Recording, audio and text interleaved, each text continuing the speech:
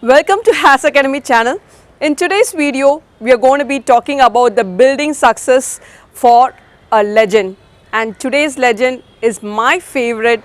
It's none other than our beautiful and bold Indra Nooyi. Indra Nooyi was born and brought up in India and did her schooling, her bachelor's and PG in India, and later moved on to US for doing her master's in management, and got placed into lots and lots of great legendary firms, and finally land up into PepsiCo, being the CEO and the first women CEO of PepsiCo.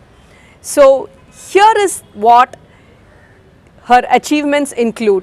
She had been portrayed as the one of the 100 powerful women in the world by lots and lots of fortune lists, and today we are going to be learning from her success journey. And of course, I had been always looking out to her videos and her motivation speeches for learning lots and lots of things and getting lots and lots of inspiration from her. And that is why in today's video we are going to be talking about the success journey of Indra Nooyi and what she has to tell as secrets of her success. So, Indra, you run a company with 300,000 employees, almost $70 billion in revenues. You come home one day as president of the company, just appointed, and your mom's not that impressed. Will you tell that story? This was about 14 years ago, and I was working in the office. I worked very late, and we were in the middle of the Quaker Oats integration, or the acquisition.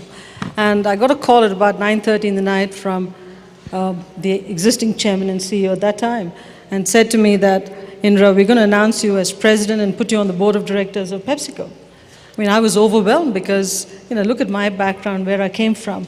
To be president of an iconic American company and to be on the board of directors, I mean, I thought it was just something special had happened to me. So rather than stay and work till midnight, which I really would have done because I had so much work to do, I decided to go home and share the good news with my family. So I got home at about 10, parked the car, got into the garage, and my mother was waiting at the top of the stairs. And I said to her, Mom, I got great news for you. And she said, well, then let the news wait. Can you go out and get some milk? I said to Mom, look, I looked in the garage. Looks like my husband is home. What time did he get home? She said, 8 o'clock. I said, why didn't you ask him to buy the milk? Because he's tired. Okay, he's tired. He's tired. We have a couple of help at home. Why didn't you ask them to get the milk?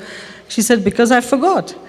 I said, okay, fine. She said, just go get the milk. We need it for the morning. So I, like a dutiful daughter, I went out and got the milk and came back. I sort of banged it on the counter and I said, I had great news for you. I've just been told that I'm going to be president and on the board of directors, and all that you want me to do is to go out and get the milk. What kind of a mom are you? And she said to me, let me explain something to you. You might be president of PepsiCo, you might be on the board of directors, but when you enter this house, you're the wife, you're the daughter, you're the daughter-in-law, you're the mother, you're all of that. Nobody else can take that place. So leave that damn crown in the garage and don't bring it into the house. So what is your guidance to people who are feeling leaders, who are feeling the weight of the world on their shoulders? Look, everybody's waiting for you to buckle under pressure, okay? Especially for women, unfortunately. The expectation is that you won't be confident and you won't be able to withstand tremendous pressure.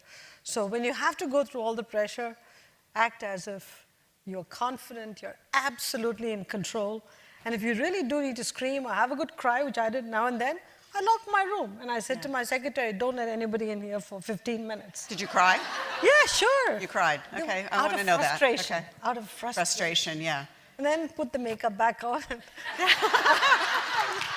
Back again. But you are one of those 4% of those Fortune 500 CEOs. How did you do it? Not easy. I mean, I tell you a painful story. The other day, when we moved back to our headquarters in Purchase after renovation, I had the opportunity to go through all my old mail, and I found a letter that my daughter had written to me, my second daughter, and I joined PepsiCo when she was 18 months old. And I lived in the company. I just worked all the time, and my desk was being given away to get a new desk. And she said, Mom, you can't give away that desk. I said, why not? She said, I slept in this little area underneath your table with my blankie all the time I was growing up. How can you give this desk away? And I sat back and said, my God, what a memory for her to have. Yeah. And then I was going through the files. There's a letter from her to me which I'm keeping because I have to remind myself of what I lost. It says, Dear Mom, I love you. Please come home. Please, please, please, please, please come home. I love you, but I love you more if you came home. This is my 4 or 5-year-old writing these notes. So how did I do it? Huge number of sacrifices, huge number of sacrifices, trade-offs. And I think through it all, I might be a CEO today and I love the job, I love where I am, but I will tell you, if I had to write a letter to myself as a younger person, I'd say, be careful about all the choices you're making, because you will look back and it'll hurt like hell, and it does. Actually, Yale wasn't so bad.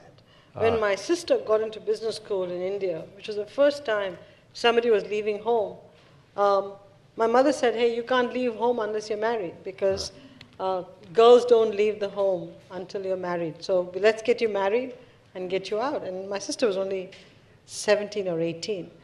And my sister said, I don't want to get married. I want to go to business school. They only admit 5 women in a class of 150. It's a big accolade. I want to go. And my mother said, okay, if you go, I'm going to fast until I die. Okay? All right?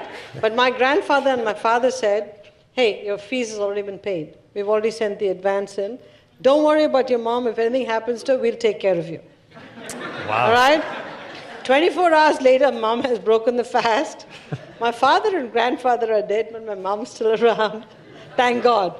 But I think the men in our family basically said, I'm not going to distinguish between or differentiate between men and women. All of you. There's a great line which says, if you're valuable on the inside, you're more valuable on the outside. So inside the company, people have got to really value you for your capabilities. Third, courage. I think that's what's lacking the most today.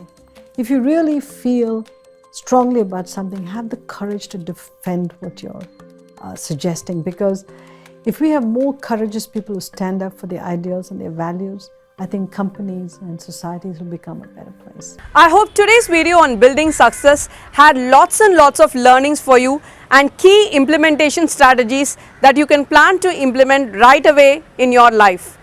Post in the comment section below on what is your key learning and how you are going to start taking charge of your life. Also, subscribe for our channel so that you are getting regular updates from us. Wishing you happiness and success.